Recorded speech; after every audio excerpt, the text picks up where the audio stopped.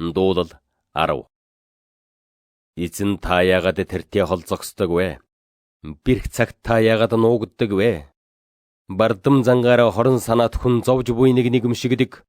Өөрсдийнх нь сэтсэн залим ихэнд тэднийг унгаач. Хорон муухан өөрийн хүсэл дачаалаар сайрахдаг бөгөөд шунхай хүн эзнийг харан үл ойшоодог.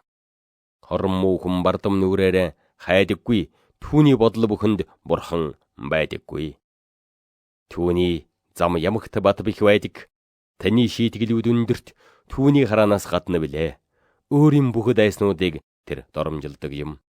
Тэрээр зүрхэндээ би огт ганхахгүй. Үеэс үед би зовлон бэрхшээлтэй учрахгүй гэдэг. Түүний ам нь хараал ов мэх хавчилгаар дүүрэн түүний хилэн дор саад төвг болон хорон санаа байдаг. Тэрээр тосгодын нуувчуудад суудаг. Нууц газруудад тэрээр гимгүй хүнийг алдаг. Түүний нүд ядуу хүнийг нууцхан хайж байдаг. Арслан нүхэндээ мярадаг шиг тэрээр нууц газруудад хэвддэг. Тэрээр ядарсан нэгнийг барихаар хүлээн хэвддэг. Тэрээр ядарсан нэгнийг өөрийн торонд оруулж барьдаг билээ. Тэрээр мяраан атин хэвддэг бөгөөд ядуучууд түүний хүчирхийлэлд ундаг юм. Тэрээр зүрхэндээ бурхан мартсан билээ. Тэрээр нүрээ нуусан. Тэрээр үүнийг хизээч харахгүй гэдэг. Эзэн босооч, бурхан мутран өргөөч, ядуусыг бүү мартаач, хормоо хүн бурханыг юунд хараана вэ? Тэрээр зүрхэндээ та буцааж нэхэхгүй гэдэг. Та гарсан билээ. Учир нь өөрийн мутраар хариулахын тулд та зовлон зүдгүүр уур унтууцлыг ажигласан билээ. Ядуу хүн танд даатгадаг. Та өнчин хүмүүсийн туслагч байсаар ирсэн билээ. Хормоо хийгээд бузарыг үйлдэгчийн гарыг хугалж юу ч олохгүй боллоо. Түүний хормоог хайн илрүүлээч. Эзэн бол үрд мөнхөд хаан юм. Түүний газар нутгаас үндэстнүүд устгагдсан билээ. Эзэн та даруй хүний хүсэлтийг сонссон билээ. Зүрхийг нь батжуулж чихээ тавин сонсооч. Ингэснээр дэлхий дээр хүмүүс дахин сүрдүүлэхгүй болохоор өнчин болон хавчигдсан хүнийг зөвтгөөч.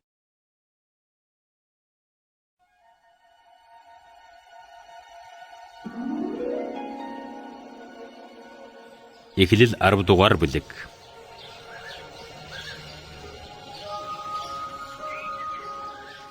Ноагийн хөвгүүд болох Шем, Хам, Яфет нарын үр удам нь ийм ажээ. Үер болсноос хойш тэд хөвгүүд төрүүлв.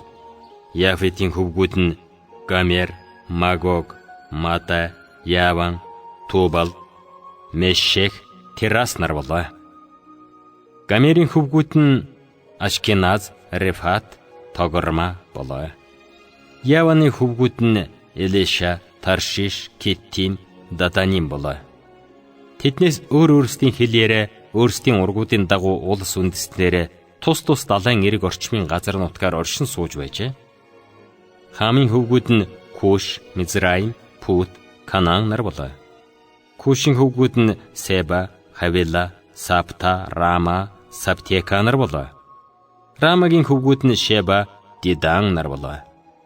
Куш нь Нимродыг төрүүлсэн бөгөөд тэр нь газар дэлхий дээр хүчрхэг нэгэн болжээ. Тэрээр эзний өмнө хүч чадалтай анчин байв. Тиймээс эзний өмнө чадалтай анчин Нимрод шиг гэсэн яриа бий болжээ. Түүний хаанчлал нь Шинарын газар нутаг дах Бабел, Эрех, Аккад, Калнегаас эхэлжээ. Тэрээр тэр нутгаас сан Ассир төрж очиод Ниневе, Рехобот Эр болон Калаг байгуулж, Ниневе болон Кала хоёрын хоорондох Ресен хэмээх их хотыг байгуулжээ. Мизраим нь Лудчууд, Анамчууд, Лехабчууд, Навтухчууд, Патрусчууд, Каслуучууд, тэднээс Филистчууд нь гарчээ. Каптурчуудын эцэг болов. Канаан ууган хүү Сидон болон Хетийг төрүүлж, мөн Ебусчууд, Аморичууд, Гергашчууд, Хивичууд, Аркичууд, Синчууд, Арватчууд, Зимарчууд, Хамачуудын өвгд эцэг төрүүлжээ.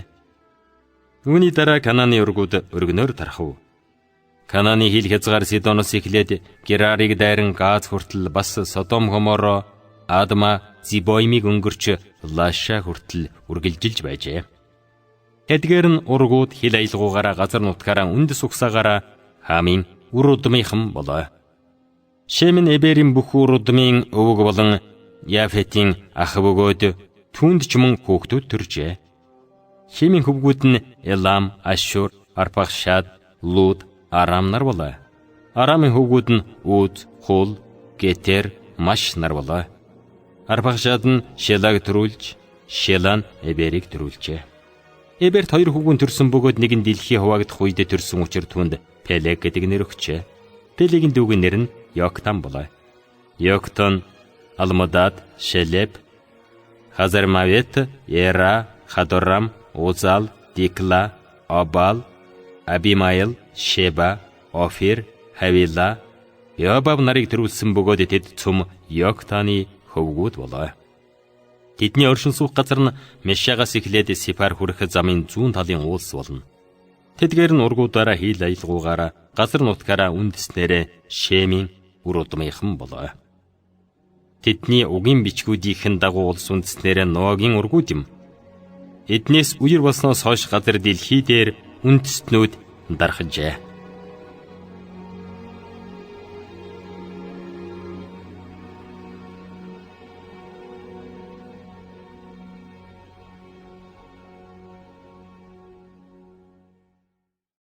Матай 10 дугаар бүлэг. Есүс 12 шавья дуудаад тэдэнд бодор сүнснүүдээс дээгүүрх эрх мэдлийг өгсөн нь тэдгээрийг зайлуулах бүх төрлийн өвчин эмгэгийг эдгээхийн тулд ажээ. 12 элч нарын нэрс ийм ажгуу.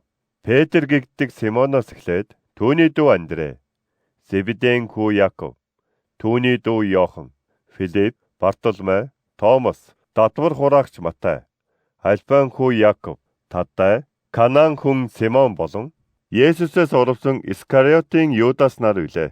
Есүс эдгээр 12-ыг илгээж тэдэнд тушаан хэлэхдээ: Харинхны замаар бүү яв. Самарийнхны хотоорч бүү ор. Харин Израилийн гэрийн төөрсөн хон руу оч. Та нар явхдаа Тэнгэрийн ханчлал айсуу гэж тунхаглагдан. Өвчтнийг эдгэ. Үхэгсдийг босго. Уйман өвчтөнг цэвэрл. Чөтгөрийг зайлуул. Үнэгүй авснаа үнэгүй үг. Бүсэндээ алтж, мөнгөч, зэсч бүү авч яв.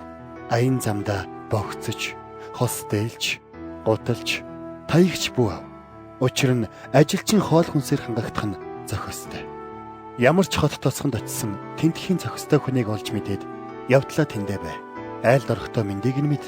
Айлчин зохистой бол амар амгаламж нь тэдэнд хүрэг.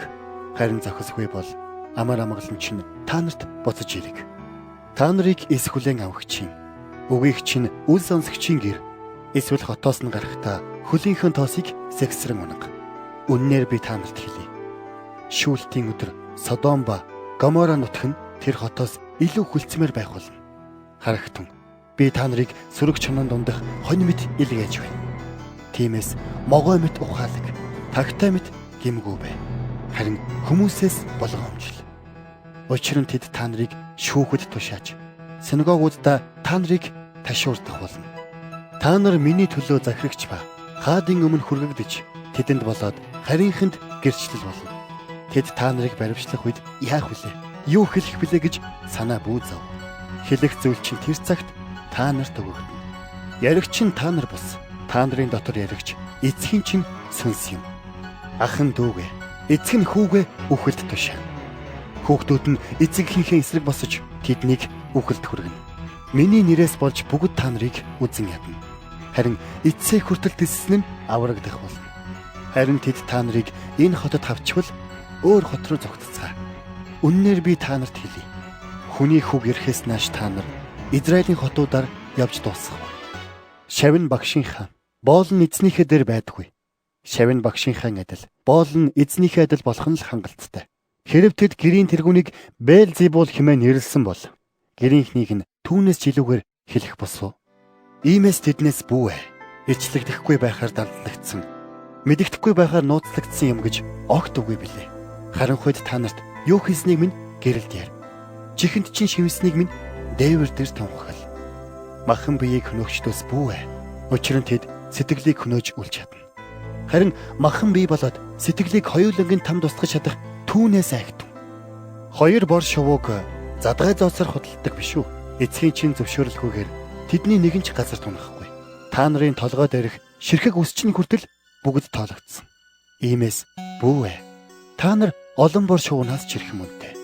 Тиймээс намайг хүмүүсийн өмнө хүлээн зөвшөөрсөн хүн бүрийг би тэнгэр дэх эцгийнхээ өмнө мөн хүлээн зөвшөөрнө. Харин намайг хүмүүсийн өмнө үгүйсгэсэн хэнийгч болов би тэнгэр дэх эцгийнхээ өмнө үгүйсгэнэ. Намайг газар дээр инх тайвныг авчирхаар ирсэн гэж бүү бод. Би инх тайвныг бос. Харин илд авчирхаар ирсэн юм. Би хүүг эцгийнх нь эсрэг, охиныг эхийнх нь эсрэг, бэрийг хадмынх нь эсрэг болгохоор ирсэн. Хүний дайсан нь гэр бүлийнх нь болно. Эцгээ юм уу ихээ надаас илүү хайрлагч. Миний хувьд зохистой нэгэн биш. Хүүгээ эсвэл охиноо надаас илүү хайрлагч миний хувьд зохистой нэгэн бишээ. Загалмайгаа авалгүйгээр миний хойноос дагагч нь миний хувьд зохистой нэгэн биш. Амиа ологч нь түүнийг алдах болно. Миний төлөө амиа алдсан нь түүнийг олох болно. Та нарыг хүлээн авах нь намайг хүлээн авсан хэрэг юм. Намайг хүлээн авах нь намайг илгээсэн нэгнийг хүлээн авсан хэрэг юм. Иш үзүүлэгчийн нэрээр иш үзүүлэгчийг хүлээн авах хэн боловч иш үзүүлэгчийн шагналыг хүлээн авна. Зөвхт хүний нэрээр хүлээн авах хэн боловч зөвхт хүний шагналыг хүлээн авна. Үннээр би та нарт хэлье. Ийм өчүүхнүүдийн нэгэнд шавийнхын хувьд уу хаяг хүйтэн ус өгсөн хинч шагналаа ис алднаа гэв.